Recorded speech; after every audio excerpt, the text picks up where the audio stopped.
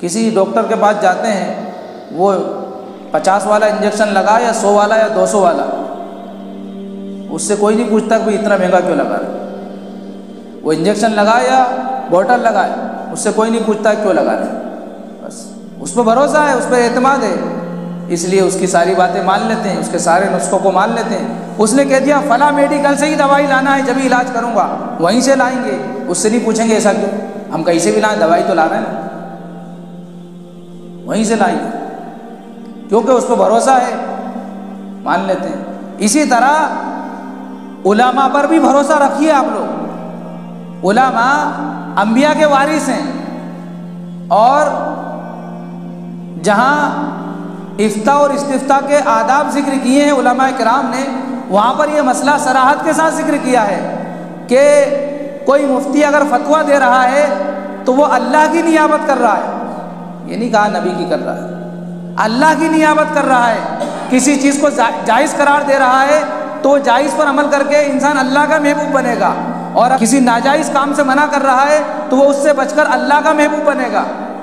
اگر اب یہ سوچیے آپ کہ کسی جائز کو کوئی مفتی ناجائز کر دے، کسی ناجائز کو جائز کر دے، تو اس کی وجہ سے وہ انسان عمل کر رہا ہے، تو گنہگار اور مجرم کون ہوگا؟ وہ عمل کرنے والا نہیں ہوگا، یہ ہوگا فتویٰ دینے والا۔ تو آپ اعتماد رکھیے اپنے علماء پر کہ یہ آپ کی غلط رہنمائی نہیں کریں گے۔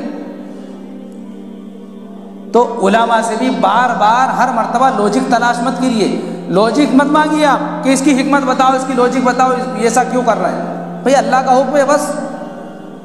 باقی علماء نے جن کو اللہ نے دور اندیشی عطا فرمائی تھی اور اللہ تعالیٰ نے ان کو حکمتوں سے نوازا تھا، انہوں نے باقاعدہ سمجھانے کے لیے بہت سارے ہیلے اور طریقے بتائے ہیں تاکہ کسی طرح سمجھ میں آ جائے۔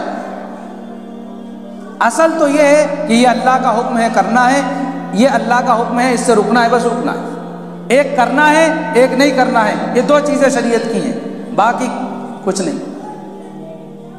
اللہ کی طرف سے یہ دو ہی چیزیں ملی ہیں، ما آتاکم الرسول فخذوہ وما نہاکم عنہ فانتہوا واتقوا اللہ۔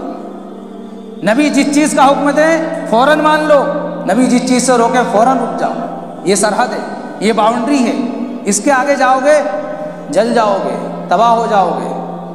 تو نبی کے وارث علماء یہ کوئی ایسی چیز آپ کو نہیں بتائیں گے جو قرآن و حدیث کے خلاف ہو۔